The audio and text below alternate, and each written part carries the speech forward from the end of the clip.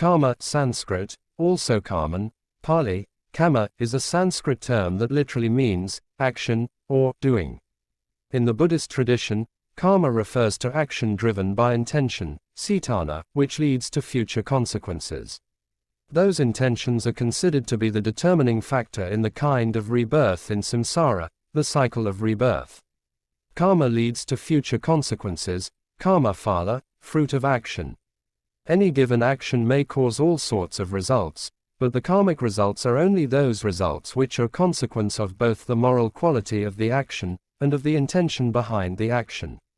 According to Reichenbach, the consequences envisioned by the law of karma encompass more, as well as less, than the observed natural or physical results which follow upon the performance of an action. The law of karma applies specifically to the moral sphere.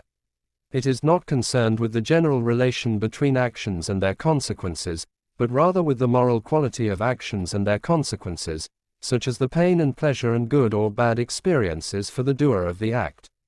Good moral actions lead to wholesome rebirths, and bad moral actions lead to unwholesome rebirths. The main factor is how they contribute to the well-being of others in a positive or negative sense.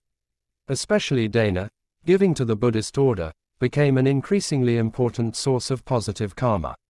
How these intentional actions lead to rebirth, and how the idea of rebirth is to be reconciled with the doctrines of impermanence and no-self, is a matter of philosophical inquiry in the Buddhist traditions, for which several solutions have been proposed. In early Buddhism, no explicit theory of rebirth and karma is worked out, and the karma doctrine may have been incidental to early Buddhist soteriology. In early Buddhism, rebirth is ascribed to craving or ignorance. In later Buddhism, the basic idea is that intentional actions, driven by kleshas, disturbing emotions, cetana, volition, or tanha, thirst, craving, create impressions, tendencies or seeds in the mind. These impressions, or seeds, will ripen into a future result or fruition. If we can overcome our kleshas, then we break the chain of causal effects that leads to rebirth in the 6 realms. The 12 links of dependent origination provides a theoretical framework, explaining how the disturbing emotions lead to rebirth. The concept of karma may have been of minor importance in early Buddhism. Schmithausen has questioned whether karma already played a role in the theory of rebirth of earliest Buddhism, noting that the karma doctrine may have been incidental to early Buddhist soteriology. Langer notes that originally karma may have been only one of several concepts connected with rebirth. Tilman Vetter notes that in early Buddhism rebirth is ascribed to craving or ignorance. Buswell too notes that early Buddhism does not identify bodily and mental motion, but desire, or thirst, trsna, as the cause of karmic consequences. Matthews notes that there is no single major systematic exposition on the subject of karma, and an account has to be put together from the dozens of places where karma is mentioned in the texts, which may mean that the doctrine was incidental to the main perspective of early Buddhist soteriology.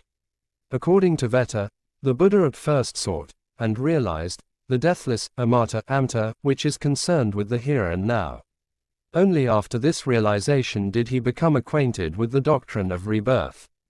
Bronkhorst disagrees, and concludes that the Buddha introduced a concept of karma that differed considerably from the commonly held views of his time.